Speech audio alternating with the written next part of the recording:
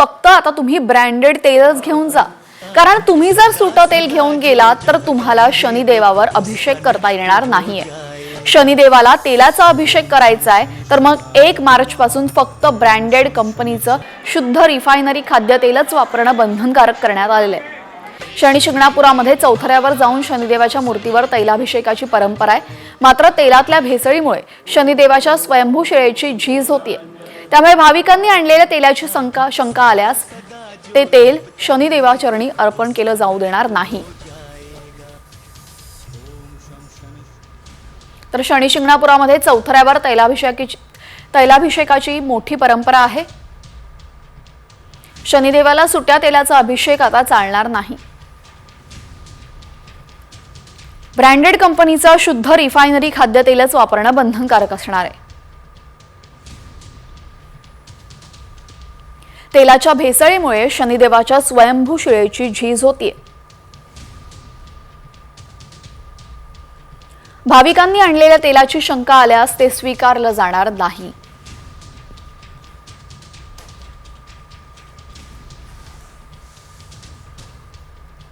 आता बातमी आहे लाडक्या बहिणींसाठी महत्त्वाची.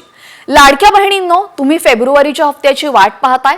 मग जरा थांबाच, कारण तुमचा फेब्रुवारीचा हफ्ता आता पडताळणी नंतरच मिळणार आहे. निकषांनुसार अपात्र महिला किती याचा सध्या शोध घेतला जातोय आणि सध्या ज्या लाडक्या बहिणींकडे कार आहे त्यांची पडताळणी सुरू आहे. त्यासाठी आणखीन 8 ते 10 दिवस लागतील. त्यामुळे पडताळणीचा अहवाल 8 दिवसांनी सरकारला सादर होईल आणि त्यानंतर मग उर्वरित लाडक्या बहिणींना फेब्रुवारीचे पैसे मिळण्यासाठी मार्च महिना उजाडेल अशी सद्यस्थिती आहे. तर दुसरीकडे आता लाडक्या बहिणींच्या पडताळणीमुळे मुख्यमंत्री अन्नपूर्णा योजनेचा लाभही थांबलाय. तर संजय गांधी निराधार योजना, नमोशक्ती योजना आणि स्वतःहून लाभ नाकारणाऱ्या लाडक्या बहिणींची संख्या जवळपास 5,40,000 गेलेली आहे.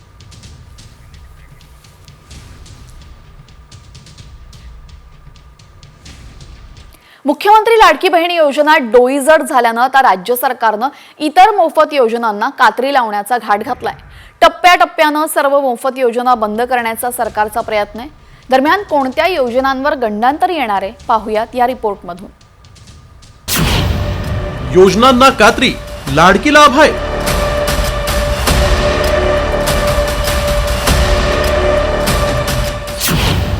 टप्प्याटप्प्यानं मोफत योजना बंद करणार.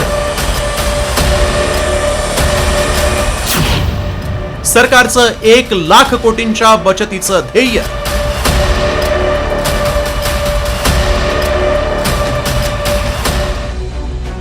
मुख्यमंत्री लाडकी बहीण योजना डोईजड झाल्यानं सरकारला आता काटकसर आठवू लागली आहे. राज्याच्या अर्थ विभागानं एक महत्त्वाचा निर्णय घेतल्याची माहिती सूत्रांनी दिली. जवळपास 1,00,000 कोटींच्या बचतीचं ध्येय अर्थ विभागानं डोळ्यासमोर ठेवलंय आणि त्यासाठी सध्या सुरू असलेल्या मोफत योजनांचा आढावा घेऊन त्यांना टप्प्याटप्प्यानं कात्री लावण्याचं लक्ष अर्थमंत्री अजित पवारांनी ठेवल्याची माहिती सूत्रांनी दिली. राज्याची डबघाईला आलेली आर्थिक स्थिती आणि डोक्यावर असलेलं लाखभर कोटींचं कर्ज यातून सावरण्यासाठी हा निर्णय घेण्यात आल्याचं समजतंय. मात्र महायुतीचं सरकार पुन्हा सत्तेत आणण्यात लाडकी बहीण योजनेचा सिंहाचा वाटा असल्यानं ही योजना बंद होणार नाही, फक्त निकषांनुसार लाभ दिला जाणार आहे. शिवभोजन, आनंदाचा शिधा, मुख्यमंत्री शिष्यवृत्ती, पिंक रिक्षा, मागेल त्याला सोलार पॅनल, शेतीसाठी मोफत वीज. तब्बल 2.5 कोटींच्या घरात लाडकीच्या लाभार्थ्यांची संख्या आहे. त्यामुळे सरकारनं आता बोगस लाभार्थ्यांकडे आपला मोर्चा वळवलाय. त्याशिवाय 2-2 सरकारी योजनांचा लाभ घेणाऱ्या 5,00,000 लाडकींनाही योजनेतून वगळलाय. आता मवियाच्या सत्ता काळात लोकप्रिय ठरलेली शिवभोजन योजना आणि आनंदाचा शिधा योजना बंद करून पैसे वाचवण्याचा सरकारचा विचार असल्याचं कळत आहे. लाडकीमुळे बिघडलेलं आर्थिक गणित जुळवण्यासाठी आता गरिबांचा घास तर हिरावला जाणारच आहे, मात्र त्यांची दिवाळीही कडू होण्याची शक्यता आहे. ब्युरो रिपोर्ट, साम टीव्ही मराठी. या स्पेशल रिपोर्ट नंतर पाहूयात राज्यभरातल्या महत्त्वाच्या घडामोडींचा वेगवान आढावा. लातूर शहर महापालिका आता ऍक्शन मोडवर आलेली आहे. थकीत करबाकीदारांचे दुकान महापालिकेनं सील केलेलं आहे. 4 ते 5 वर्षांपासून थकीत कर बाकीदारांचे पाणी तोडण्यात आलेलं असून तात्काळ थकबाकी भरण्याचं आवाहन यावेळेस मनपानं केलेलं आहे.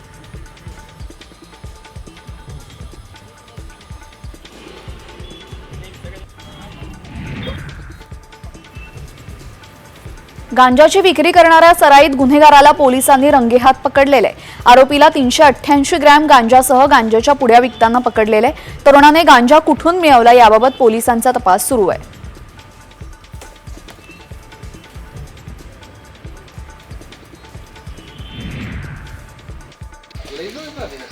धाराशिवमधील तेरखेडमध्ये फटाके कारखान्यांवर प्रशासनाकडून कारवाई करण्यात आलेली आहे.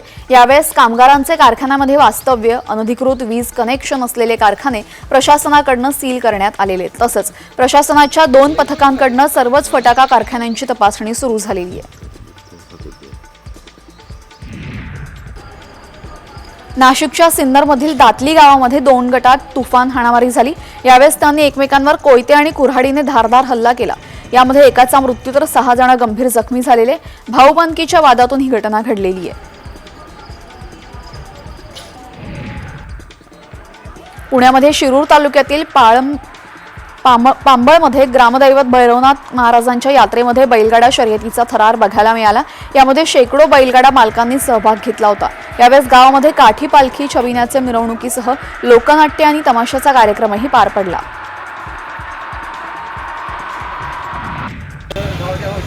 पुणे महानगरपालिका आज अमृत महोत्सवी वर्धापन दिन साजरा करत आहे. त्यानिमित्ताने आज सायंकाळी स्नेहमेळाव्याचं आयोजन करण्यात आलेलं आहे. यावेळेस सर्व माजी नगरसेवक आणि अधिकारी उपस्थित राहणार आहेत. तसेच मुख्यमंत्री देवेंद्र फडणवीस आणि उपमुख्यमंत्री अजित पवार यांनाही निमंत्रण देण्यात आलेलं आहे.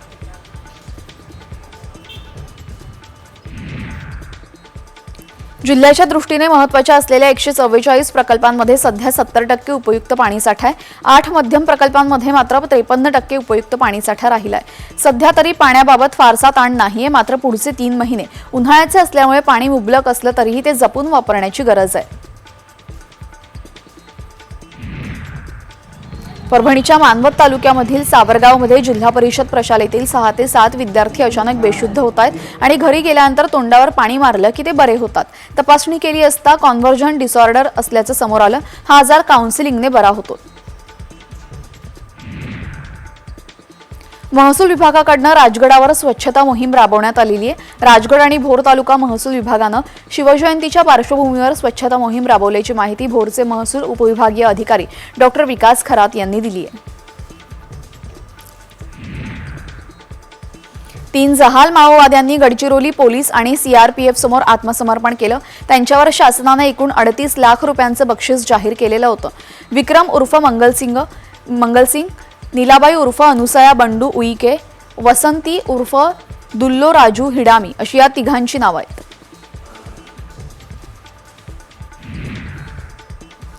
साताऱ्यातील वाई तालुक्यामधील पसरणीमध्ये एका पठ्ठ्याने चक्क पॅराग्लायडिंग करत आकाशातून थेट कॉलेजमध्ये एंट्री मारलेली आहे. परीक्षेला वेळेवर पोहोचण्यासाठी ही नामी शक्कल त्यानं लढवली आहे.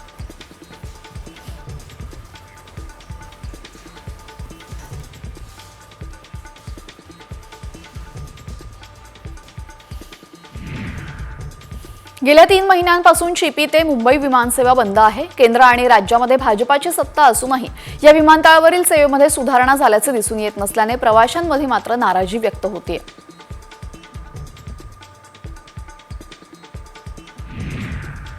रेल्वेच्या 3ही मार्गांवर रविवारी मेगाब्लॉक घेण्यात येणार आहे. मध्य रेल्वेच्या सीएसएमटी ते विद्याविहार अप आणि डाऊन धीम्या मार्गावर, तर हार्बर मार्गावरील वाशी ते कुर्ला अप आणि डाऊन मार्गावर, तसेच पश्चिम रेल्वेवर गोरेगाव ते बोरिवली अप आणि डाऊन जलद मार्गावर मेगाब्लॉक असणार आहे. मुंबईकरांच्या सेवेमध्ये लवकरच नवीन टर्मिनस येणार आहे. ऑक्टोबर अखेरीस हे टर्मिनस प्रवाशांसाठी खुलं होणार आहे. जोगेश्वरी टर्मिनसचं काम 70% पूर्ण झालं असून या ठिकाणी आयलंड पॅसेंजर प्लॅटफॉर्म बांधलं जात आहे. भविष्यामध्ये आणखीन एक प्लॅटफॉर्म वाढवणार असल्याचं रेल्वे अधिकाऱ्यांनी सांगितलेलं आहे. पुणे आणि पिंपरी चिंचवडमधील सार्वजनिक वाहतूक सुधारण्यासाठी पीएमपीएलच्या ताफ्यामध्ये लवकरच 1000 नवीन बस समाविष्ट केल्या जाणार आहेत. पीएमआरडीने 500 बस खरेदीचा निर्णय घेतला असून पालिका देखील 500 बस उपलब्ध करून देणार आहे.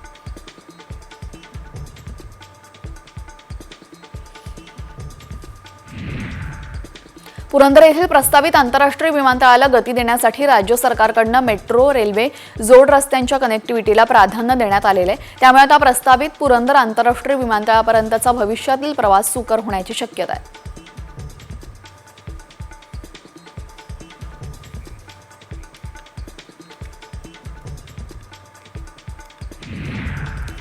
नवी मुंबईच्या प्रवाशांसाठी एक मोठी बातमी समोर येते। ट्रान्स हार्बर लाईनवर तांत्रिक बिघाड झालेला आहे। त्यामुळे नेरूळ इथं हा बिघाड झाल्यामुळे पनवेलवरनं ठाण्याला जाणारी लोकल नेरूळ इथं तांत्रिक बिघाड झाल्याने बंद पडलेली आहे। या संदर्भात अधिक माहितीसाठी आमचे प्रतिनिधी आपल्यासोबत जोडले गेलेले आहेत। सिद्धेश मात्रे, नक्की तिथे काय घडतंय, कशामुळे तांत्रिक बिघाड झालेला आहे, काही कळलेलं आहे का रेल्वे प्रशासनाकडनं? तांत्रिक बिघाड कशामुळे झाला हे तर कळलेलं नाही, मात्र ऐन कामाला जाण्याच्या वेळेलाच पनवेलवरून ठाण्याकडे जाणारी जी लोकल होती त्या ठिकाणी नेरूळ येथे बंद पडलेली आहे। नेरूळ येथे काहीतरी तांत्रिक बिघाड झाल्याने ही लोकल मध्ये रेल्वे रुळावरती बंद पडलेली आहे आणि त्यामुळे नागरिकांना मोठा त्रास सहन करावा लागत आहे। प्रवासी जे आहेत ते रेल्वे खाली उतरून रेल्वे रुळावरून चालत आपल्या कामाच्या दिशेने जाताना आपल्याला पाहायला मिळतात। त्यामुळे मोठा त्रास जो आहे तो रेल्वे प्रवाशांना या ठिकाणी ट्रान्स हार्बरवरती प्रवास करताना सहन करावा लागत आहे। जी, धन्यवाद सिद्धेश आपण दिलेल्या माहितीबद्दल। तर लोकल प्रवाशांसाठी सकाळीच मोठा खोळंबा असल्याचं आपण पाहतोय। ट्रान्स हार्बर लाईनवर बिघाड झालेला आहे। ही लोकल आता इथं जागीच बंद पडलेली, त्यामुळे प्रवाशांना रेल्वे रुळावरनं चालत प्रवास करावा लागतोय। ट्रान्स हार्बर लाईनवर हा बिघाड झालेला आहे, त्यामुळे लोकल प्रवाशांना अगदी सकाळी सकाळी कामावर जाण्याच्या वेळेमध्येच हा खोळंबा झाल्यामुळे त्यांना प्रवास आता रेल्वे रुळावरनं चालत करावा लागतोय।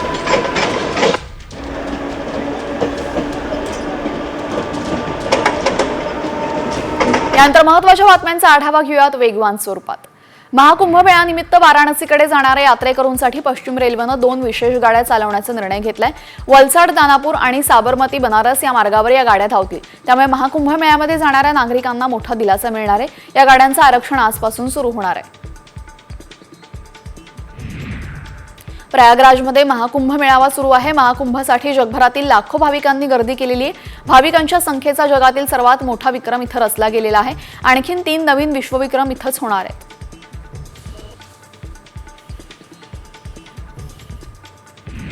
पंढरपुरात नुकत्याच झालेल्या माघी वारीमध्ये विठ्ठलाच्या दानपेटीमध्ये तब्बल 3 कोटी 4 लाखांचं दान मिळाले। यामध्ये 52 ग्रॅम सोनं तर 6 किलो चांदीच्या वस्तू विठ्ठलाच्या खजिन्यात आलेल्या आहेत।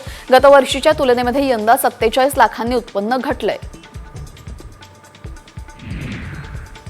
नागपूरच्या पंचशील सिनेमागृहामध्ये छावा सिनेमा पाहण्यासाठी चक्क संभाजी महाराजांची वेशभूषा साकारून घोड्यावर वाजत गाजत एक तरुण पोहोचला। सध्या सोशल मीडियावर तरुणाच्या हटके एंट्रीचा व्हिडिओ जोरदार व्हायरल झालाय।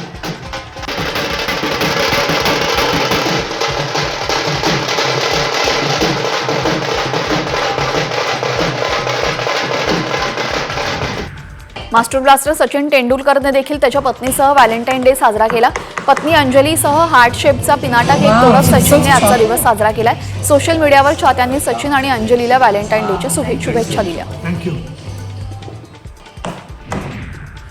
यवतमाळच्या जिल्हाधिकाऱ्यांनी 5 बँकांना तंबी दिलेली आहे। रोजगार निर्मिती कार्यक्रमांतर्गत 5 बँकांची कर्ज वाटपाची गती अत्यंत मंद असल्याने हा इशारा देण्यात आलेला आहे। या प्रकरणामध्ये स्टेट बँकेची कामगिरी निराशाजनक असल्याचं समोर आलेलं आहे।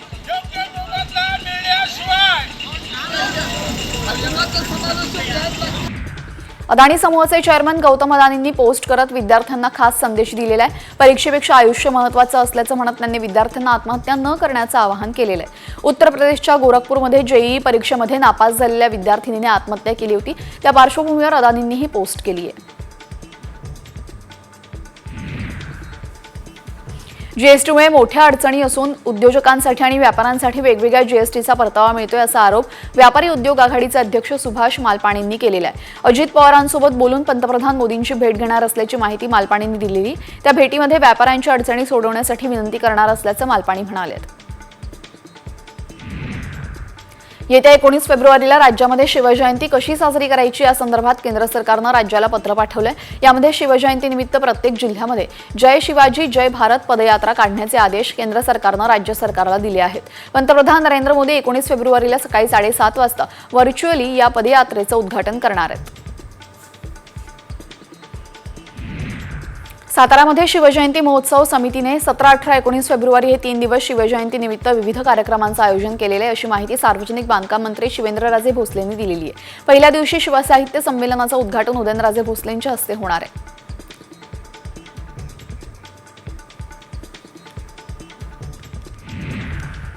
आता नोकरदारांसाठी आनंदाची बातमी। आता EPFO कडून गुड न्यूज आली असून तुमचा प्रॉव्हिडंट फंड कट होत असेल तर तुमच्यासाठी ही महत्त्वाची बातमी आहे, कारण आता सरकार PF वरचं व्याज वाढवण्याच्या विचारात आहे। व्याजदरामध्ये 0.10% वाढ होणार असून या वाढीमुळे EPFO वरील व्याजदर 8.35% होण्याची शक्यता वर्तवण्यात येते। केंद्रीय मंत्र्यांनी दिलेल्या माहितीनुसार EPFO 3.0 चा लवकरच श्री गणेश होईल। असा सदस्यांना ATM कार्डही देण्यात येईल। त्यासाठी EPFO ची वेबसाईट आणि सिस्टीममध्ये सुधारणा होणार आहे।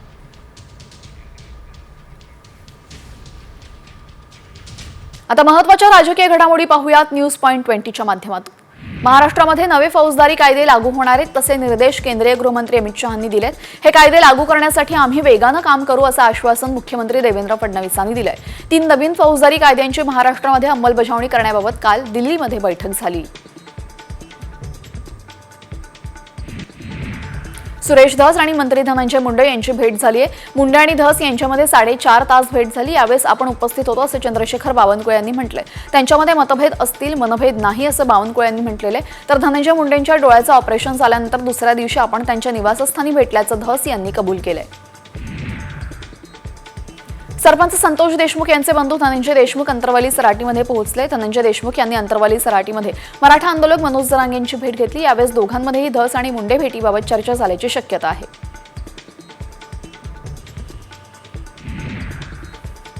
मुंडे आणि धस भेटीवर अंजली दमानिया यांनी प्रतिक्रिया दिलेली। ही राजकीय सेटिंग सुरू असल्याचं दमानिया यांनी म्हटलंय। तसेच जे घडतंय ते अतिशय चुकीचं सुरू आहे असंही दमानिया म्हणतायत।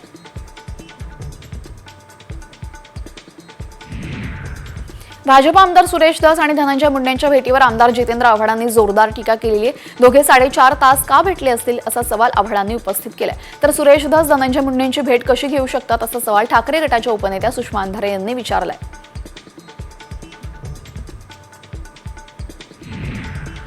बी टीमचे लोक आरोपीला मदत करतायत। अजूनही बरेच आरोपी बाहेर आहेत। सीडीआर तपासा असा आरोप भाजप आमदार सुरेश धस यांनी केलेला आहे।